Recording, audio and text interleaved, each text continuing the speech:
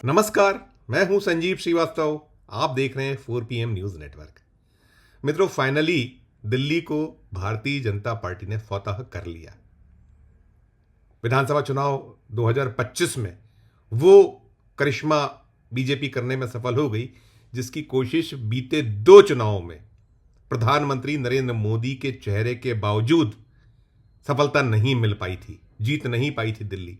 अब जीते हैं और इस जीत में एक खास बात यह रही कि 8 सीटों से 48 पर बीजेपी पहुंच गई। 2020 में महज 8 सीटें ही तमाम कोशिशें की थी मोदी और शाह ने, नहीं मिल पाई थी 8 से ज्यादा।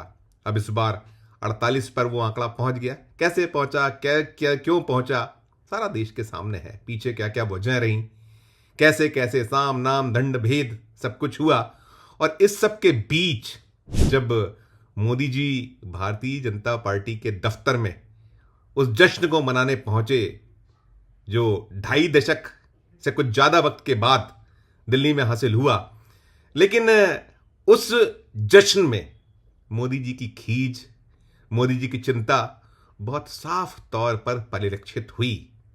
मोदी जी ने जो उनके बहुत कट्टर प्रतिद्वंदी, जिन्हें बीजेपी का एक पार्ट 2 भी कहा जाता रहा है या राष्ट्रीय स्वयंसेवक संघ की उपज बताया जाते रहा है, उस दल आप पार्टी के जो संयोजक अरविंद केजरीवाल को जमकर आड़े हाथों लिया और ठीक लिया जो जो उनके मन में था। क्योंकि चौथी पास राजा की कहानी केजरीवाल सुनाया करते थे। केजरीवाल ने वो ललकार भी लगाई थी कि इस जन्म में तो मोदी आप पार्टी को नहीं हरा पाएंगे। तो वो खुशी, वो एक जश्न ठीक रहा, दिखा भी। मोदी जी ने जो जो रिटर्न कर सकते थे, जैसी कि उनकी आदत है, वो बर्दाश्त नहीं करते हैं, तो सब कुछ किया। लेकिन कांग्रेस को लेकर, राहुल गांधी के मूव को लेकर जो कुछ मोदी जी ने कहा, उसमें उनकी चिंता बहुत ज्यादा थी खुशी की बजाय। खुशी उतनी नहीं है। साफ अगर इसको पढ़िए, देखिए, आप देखिएगा वो उस जश्न को, मोदी जी के उस भाषण को, जिसमें वो गिना रहे थे कि 6 बार 0। साथियों, आज जनता ने फिर एक बार कांग्रेस को कड़ा संदेश दिया है। दिल्ली के चुनाव में कांग्रेस ने 0 की डबल हैट्रिक लगाई है। देश की राजधानी में देश की सबसे पुरानी पार्टी का लगातार दिल्ली में 6 बार से खाता नहीं खुल रहा है। कि विधानसभा में एक के बाद एक 3 बार हैट्रिक 0 की, लोकसभा में एक के बाद एक 0 की हैट्रिक, यानी 7 लोकसभा सीटें दिल्ली में एक भी बार ना कांग्रेस को कुछ हाथ लगा, ना आप पार्टी को 0 0 0। और फिर इसके बाद विधानसभा का चुनाव कि 2015, 2020 और फिर 2025। बेशक, लेकिन राहुल गांधी का जो मूव रहा वो बेचैन तो किए हुए हैं मोदी जी को। आप अगर मैंने जैसे कहा कि उस भाषण को गौर से देखिएगा, दोबारा रिवाइंड करिएगा, सुनिएगा, तो उनके वो जो हाव भाव होते हैं, चेहरे के भाव भंगिमाएं होती हैं, उसमें वो जीत की जो मुस्कान होती है, आप दोनों को सुनिएगा। केजरीवाल को जब वो आड़े हाथों ले रहे हैं तब, और जब कांग्रेस या राहुल गांधी के बारे में बात कर रहे हैं तब, दोनों में उन्होंने कहा ना कि कांग्रेस तो परजीवी पार्टी है, जहां जाती है वहां अपने जो साथी हैं, सहयोगी है, उसको निगल जाया करती है। अब ये तो भली बाती देश जानता है कि कांग्रेस एक परजीवी पार्टी बन चुकी है। ये खुद तो डूबती है, अपने साथियों को भी डुबोती है।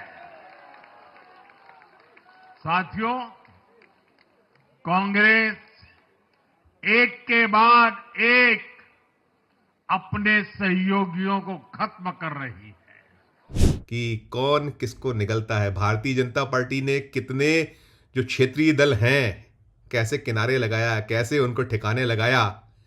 और उससे पीड़ित बहुत सारे लोग हैं, कई दल हैं, कई नेता हैं, किनारे हैं, अभी मौजूद है कि जो बड़े बढ़ चढ़कर बीजेपी ज्वाइन करने गए थे, उनके क्या आचरे, क्या हाल है, कहाँ है हाशिए पर, सब कुछ है।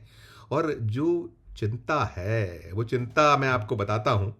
अगर हम देखें तो सबसे खास बात ये रही है कि जो कांग्रेस का वोट शेयर है उसमें जो वृद्धि हुई है कम है 2020 की तुलना में। बेशक बहुत बड़ी वृद्धि तो नहीं है। 4.3% 2020 में था और अभी 6.39% जो वैध वोट हैं कांग्रेस के खाते में आए हैं। 2.1% का उछाल है। लेकिन ये सब तो सीट ना मिलना एक बात है, 2.1% वोट का बढ़ना और सीट ना मिलना। लेकिन दुगदुकी क्या है इसके पीछे? दुगदुकी ये है कि कांग्रेस यदि अकेले चल पड़ी, राहुल गांधी ने जो हिम्मत दिखाई, जो उन्होंने कदम उठाया, नहीं लगा अभी हाथ, लेकिन शुरुआत है ये। बीजेपी को भी याद होगा, बीजेपी भी ऐसे ही बढ़ती चली गई थी। और जब कांग्रेस इंदिरा जी के दौर में हारी थी, वो इमरजेंसी के बाद, तो फिर उसके बाद कैसे वापसी की थी वो भी। और राहुल गांधी, प्रियंका गांधी, पूरा का पूरा कांग्रेस कुनबा संघर्ष कर रहा है और जमकर कर रहा है। 100 सीटें आई हैं अकेले कांग्रेस की। आप उठाइए 2024 का चुनाव, मोदी जी का जो रथ रुका कि अपनी दम पर 370 और एनडीए 400 पार, कहाँ खड़े हैं? दो बैसाखियां हैं, चंद्रबाबू नायडू और नीतीश कुमार। और अब अगला जो रण क्या सज रहा है, कहाँ सजने वाला है? बिहार में। तो जो बीजेपी की कोशिश है, बीजेपी जो चाहती है कि हम जो परजीवी सचमुच में वो है, कैसे हड़पा जाता है, कैसे एक राज्य की जो क्षेत्रीय दल है उसे कैसे खत्म किया जाता है, ये बहुत सारे इसके उदाहरण हैं। अब गोदी मीडिया गिना रहा है बार बार कि 2014 से कितने राज्य विधानसभा चुनाव हुए हैं, 68 विधानसभा के राज्यों के चुनाव, और इसमें 2 दर्जन से ज्यादा भारतीय जनता पार्टी ने सरकारें बनाई, 40 सरकारें एनडीए की बनी हैं। लेकिन अब यदि राहुल गांधी अकेले चल पड़े और वो चल रहे हैं, वो सीटों की चिंता नहीं पाल रहे हैं, वो तो अपना जो खोया हुई जमीन है कांग्रेस की, जो खो चुकी है कांग्रेस, बहुत सारे राज्य हैं, तो कहीं ये दुगदुगी है उसके पीछे। बिहार में यदि कुछ नहीं बनी बात, सबके अपने अपने क्षेत्रीय दलों के हैं जो उकसाने की कोशिश कर रहे हैं, उकसाने के पीछे कई सारी चीजें छुपी हैं, इंडिया ब्लॉक को लेकर जो बातें हैं। अब यदि कोई नेता है राष्ट्रीय स्तर पर जिसे जाना जा रहा है, पहचाना जा रहा है, तो वो राहुल गांधी है, प्रियंका गांधी है, कांग्रेस है, जो बड़े भाई की भूमिका में है। बड़े भाई को यदि कोई उसके छोटे भाई छोटी बहनें निकालेंगी तो ठीक है, निकल जाएंगे, लेकिन वो ये ताकत तो दिखला चुके हैं, बता चुके हैं कि अब हम वापसी के मूड में हैं। और वापसी में आए बाधाएं आए, हमें वापसी करना है। और ये उदाहरण दिल्ली का चुनाव है। मैंने कहा नहीं मिली सीट, आप ध्यान करिए कि यदि हम पिछले रिकॉर्ड उठाएं, 2008 में 40.31% वोट शेयर था दिल्ली में, और सरकार बनी थी कांग्रेस की, शीला दीक्षित की अगुवाई वाली सरकार तीसरी बार आई थी। और अभी जो पूरा चुनाव हुआ इसमें बहुत याद किया गया शीला दीक्षित जी को, उनके कामों को। फिर उसके बाद जब 2015 में चुनाव हुए तो बेशक बहुत नीचे गिरा वोट, 9.7% हुआ कांग्रेस का वोट जो उसे मिला, कुल मत प्रतिशत जो उसका रहा। और फिर बुरे हाल हुए 2020 में जब 4.3 पर टिके। होता है, गिरते ही है ना, वो जो शहसवार मैदाने जंग में, यही तो कहना है रहा है ना, कहावत तो यही है ना।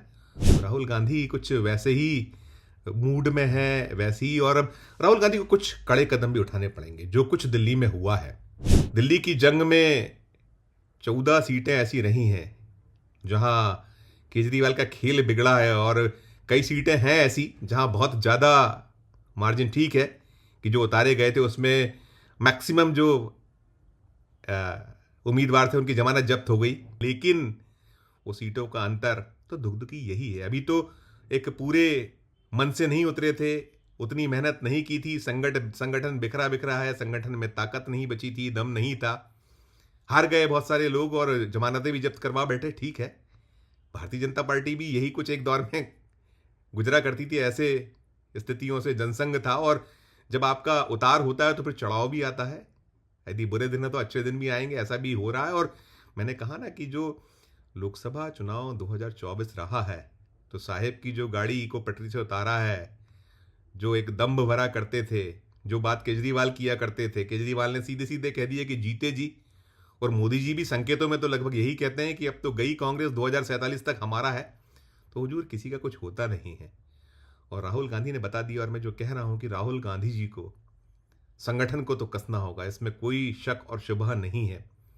और स्लीपर सेल्स की जो बार बार बात होती है, उनकी भी पहचान करनी होगी। जंग लगे हैं जो हथियार, डाल दीजिए कोने में। सिड़े हुए पटाखे हैं, अब उन्हें धूप ना दिखाइए, सीधे सीधे समुद्र में डालिए, गंगा में बहाइए और नए पटाखे लाइए। छुटपुट होंगे लेकिन वो बजेंगे, वो बम बनेंगे, बड़े बारूद। धीरे धीरे छोटी छोटी बारूद को इकट्ठा करेंगे तो एक बड़ी बारूद बनती है। तो कुल जमा दिल्ली का जो परिणाम है वो साफ कह रहा है कि जीत भले ही भारतीय जनता पार्टी की हुई है और जश्न मनाया गया है, लेकिन साहेब और उनके जो साथी हैं चिंताओं में ज़्यादा हैं। उनकी चिंताएं इसीलिए हैं कि यदि चल पड़े हैं राहुल अकेले तो फिर बहुत मुश्किलें हो जाएंगी। अभी तो मामला बंटने बांटने का हो जाता है, नहीं पूरे मन से लड़ा जाता है। तो आप देखिएगा, जो मैंने आपसे कहा कि कल का वो जो मोदी जी ने जो जश्न मनाया भारतीय जनता पार्टी के मुख्यालय, दिल्ली मुख्यालय पर, तो उसमें बहुत कुछ छुपा हुआ है हुजूर। भय भी है, चिंता भी है, और आने वाले जो एग्ज़ाम्स हैं उन एग्ज़ाम की आहट भी वो पा रहे हैं कि जो सामने अब इन्विजिलेटर आने वाले हैं वैसे नहीं होंगे जैसे अब तक होते थे। और आप अपने पर्चे कुछ भी करके और जो जो सामनाम दंड भेदा तो होता है उसको करके आप सफल हो जाया करते थे। अभी महाराष्ट्र को लेकर एक्सपोज किया गया, और अब मुझे लगता है कि बिहार में यदि कुछ यही दृश्य बना तो साहेब उनके कुनबे की मुश्किलें ज़्यादा बढ़ेंगी। क्या कुछ होगा वो तो बाद में सामने आएगा, लेकिन ये जो मैंने कहा, बताया आपको, गौर फरमाइएगा। और इस वीडियो के कमेंट बॉक्स में जाकर अपनी टिप्पणी भी ज़रूर कीजिएगा, आपका इस बारे में सोच क्या है। इस वीडियो में फ़िलहाल इतना ही। हम फिर किसी नए विषय, किसी नए मुद्दे के साथ आपके समक्ष हाजिर होंगे। हमारा जो अनुरोध होता है कि हमारे चैनल को लाइक कीजिएगा, सब्सक्राइब कीजिएगा, ज्वाइन का बटन ना दबाए तो ज्वाइन का बटन भी जरूर दबाइएगा। प्यार और इसने बनाए रखिए और देखते रहिए 4 PM न्यूज़ नेटवर्क। धन्यवाद, नमस्कार।